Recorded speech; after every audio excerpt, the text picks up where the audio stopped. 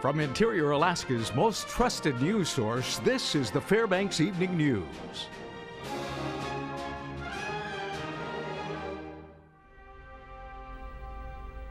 Good evening. The hearing for 4 men who claim they were wrongly convicted of murder continued in Fairbanks today. That's right. We have more now in this report.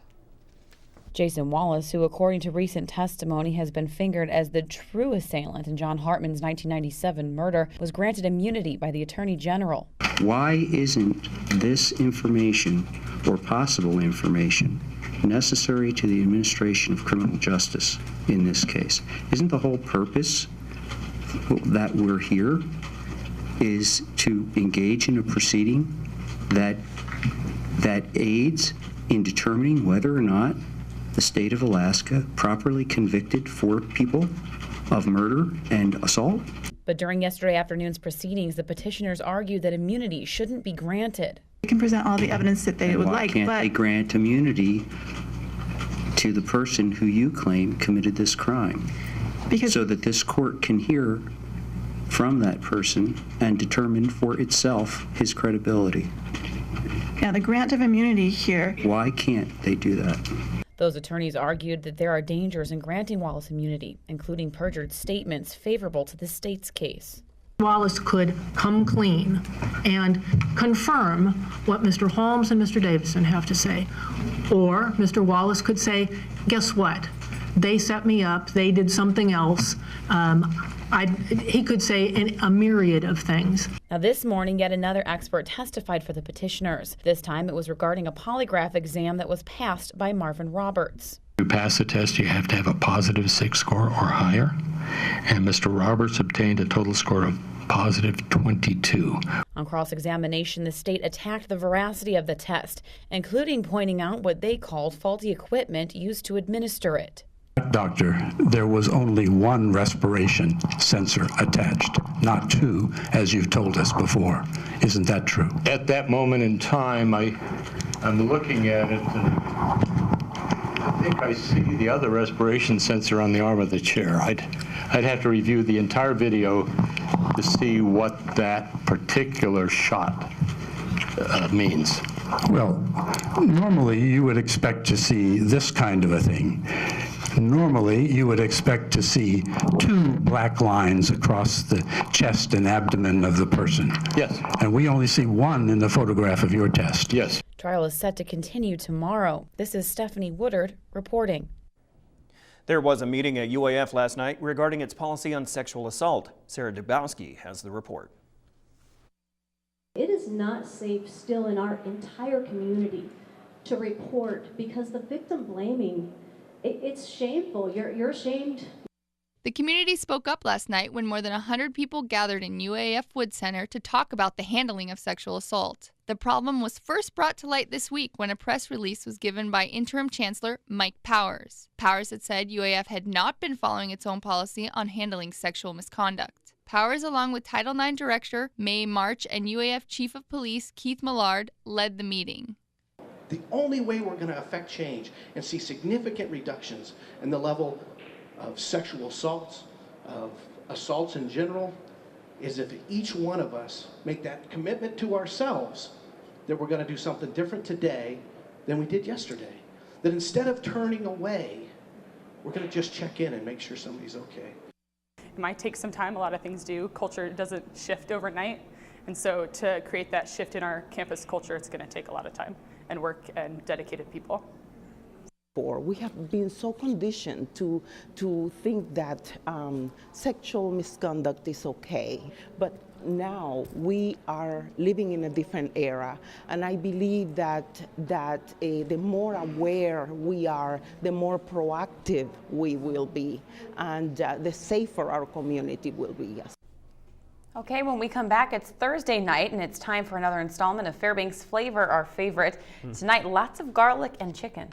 Also, Sarah Dubowski will introduce you to aerial yoga. We'll have all the high-flying details on our feature segment, Interiortainment. Stay with us. Welcome back. Summer tourism is growing in the interior and the rest of Alaska, according to one local industry leader. Explore Fairbanks CEO Deb Hickok says tourism is growing because of an increase of domestic airliners flying visitors to the interior. The main demographic of travelers to Alaska consists of older-aged people from the lower 48, with a growing attendance of foreign visitors from Asia. In 2013, the state's tourism industry broke records with over 2 million guests. Looking to the future, the Alaska Railroad is adding train routes between Anchorage and Fairbanks during the Aurora season. Hickok says the main obstacle for Explore Fairbanks is advertising outside of Alaska in the middle of a competitive tourism market. Things that we work with all the time is getting the name out, because it's a very competitive destination arena.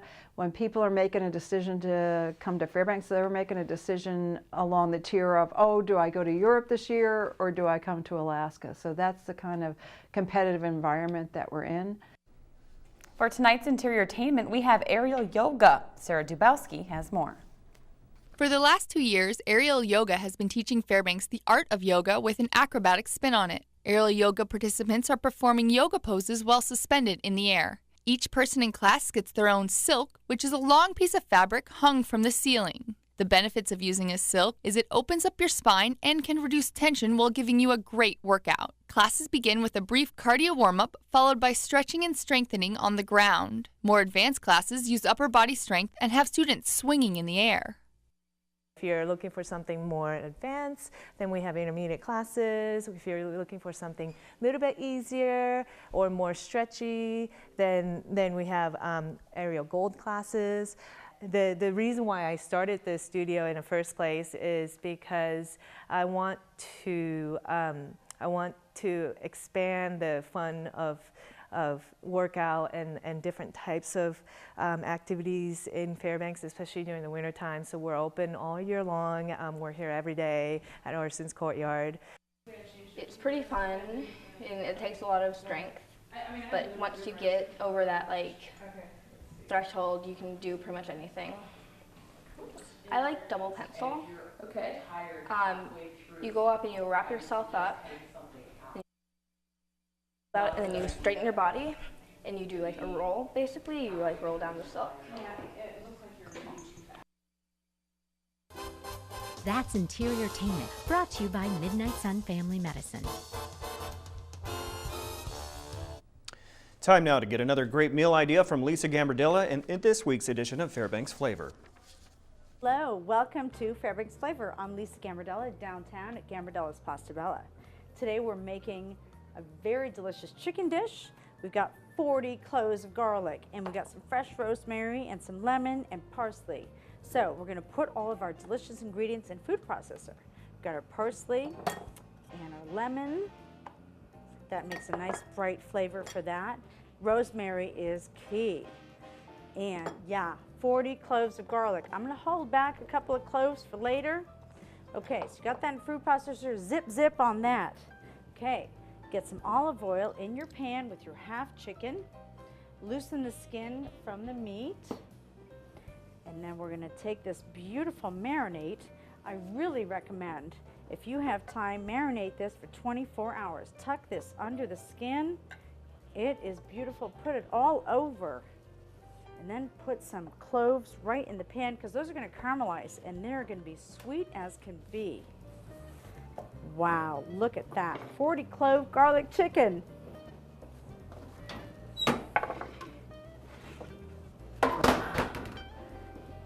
I can make it for you. You can make it at home. See our recipes at webcenter11.com. Brought to you by Gambardella's Pasta Bella.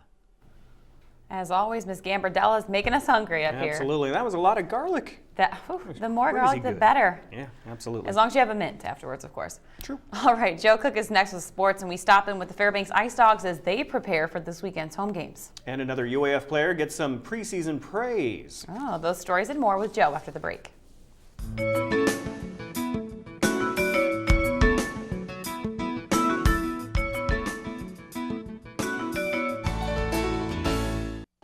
Welcome back, Interior Sports fans. Joe Cook here with your local Thursday sports cast. 10-1-1 is the Ice Dogs record, which is number 1 in the NAHL. After a bye week, Fairbanks wants to add to their best start since winning it all in 2014. Coming into the Big Dipper this weekend are the Ashton Rebels out of Pennsylvania. Formerly the Rio Grande Valley Killer Bees of the South Division, the Rebels are in the newly formed East Division. They have a 7-4 record and split with the Wilkes-Barre Stratton Knights in the last outing. Fairbanks has won 3 straight and have 5 players in the top 15 in scoring, led by Todd Burgess and Logan Coombs, who are tied for the league lead in points with 18 apiece. Gavin Oedo, his 1.8 goals allowed average is 5th best in the NA. Fairbanks is also top 5 in special teams. The Ice Dogs will look to extend their win streak and get 2 wins, but they may need some ice afterwards since the Rebels are known for their physicality. There's nothing better than playing New Blood. I mean, when you play Kenai 16 times, it gets old. But I'm excited. I'm looking forward to it, and it's going to be a rough physical weekend. I know that. I mean, hockey's a game of, like, you've got to win your one-on-one battles, and the strength of our team has been what we've been doing in our 2-on-1 situations. But if we don't win those one-on-one battles, we're not going to have the puck in the 2-on-1 situations to have success. So just a little more compete, a little more physical play that we're going to have to be used to going into the weekend. And today, UAF's Jordan Wilson received preseason honors from the GNAC. Wilson was named to the preseason All-GNAC team. The Henderson, Colorado native averaged 15.6 points and 5.6 rebounds per game while shooting 50% from the field as a sophomore. She was 6th in the conference in scoring and 8th in field goal percentage. The former GNAC Freshman of the Year put up those numbers and missed 8 games with a foot injury last season. Alaska went 1-7 while she was out, but they were 13-7 when she did play. UAA leads the conference with 3 selections, including Player of the Year Megan Mullings and Galena product Jenna Buchanan. Alaska's Blue Gold game is November 7th. In prep sports, the only game in town was senior night volleyball at North Pole High School. The Patriots took on the Allison Ravens in a Richardson Highway duel on Wednesday night. North Pole was rolling early, winning the first 2 sets 25-17, 25-16. McKinley Putnam led all players with 17 kills from North Pole, but Allison, they would not go quietly. They were up by as much as 6 in the 3rd set, led by Jordan Arnett and Emily Donovan. They win that set 25-15, but too much North Pole in this one. Kylie Erickson had 7 timely kills, and Brooke Fisher returned from an injury and posted 10 blocks. Lindsay Damnell and Caitlin Bixby enjoyed their senior night as North Pole takes the 4th set 25-21 for the match win. It feels great. I don't know, just be preparing. Our main focus is to prepare for our regional, so this was just a bypass game almost. We used it to really work on our defense because we know that Eielson tips a lot, so we're really focusing on that and watching and playing our positions. You know, we just have to keep pushing strong and keep working together, and you know, I think once we continue to do and just be us and continue to play as a team, we're going to just succeed so much well as we come up for the regionals. The 2015 World Series is becoming clearer after last night. The New York Mets are going to the World Series for the first time since 2000 after sweeping the Cubs at Wrigley Field Wednesday night. Dexter Fowler, he strikes out in the bottom of the 9th, and the Mets win 8-3. The celebration is on. The bubbly was spraying all night for the Mets after their postseason sweep, spoiling Back to the Future Day at Wrigley Field. In Back to the Future 2 was predicted that the Cubs would win the World Series in 2015, but hey, they got it wrong. Daniel Murphy was the MVP for the Mets. He hit a home run in 6 straight playoff games, which is a new MLB record. The Mets await the winner of Kansas-Toronto for their World Series opponent. And we wrap things up with this week's Pro Football Challenge winner. The Week 6 winner is Memory. Congrats, Memory. You get a large 1-topping pizza from Pizza Hut. Memory was the sole winner, getting 12 out of 14 picks right this week. And as we look at the PFC standings, going to Week 7, Eagles for Life and True Grit 69 are tied for the top spot with 64 points. The Finns follows with 62, while Arctic Fireman is 3rd overall with 61 points. After getting 8 picks right this week, I have a 5-point lead on our very own Mike Fussell. But remember to get your picks in for Week 7 before Sunday. And that's a wrap for sports tonight. Thanks for watching. Mike Schultz is up next with your full weather forecast, and we'll catch you next time. Hey everyone, welcome back into our Thursday night weather on the Fairbanks Evening News. Mike Schultz with you once again, talking about what things are going on, and nothing is going on. There's no change in the weather pattern. We're looking at cloudy skies to continue right on through the weekend, and temperatures actually even warmer on Saturday. Perfect for trick-or-treat town, right? We'll talk more about that in just a little bit. Our photograph tonight, another brilliant sunrise. Look at the colors on that, just gorgeous. As you can see here, Jesse Whitmore was up early and caught that photograph.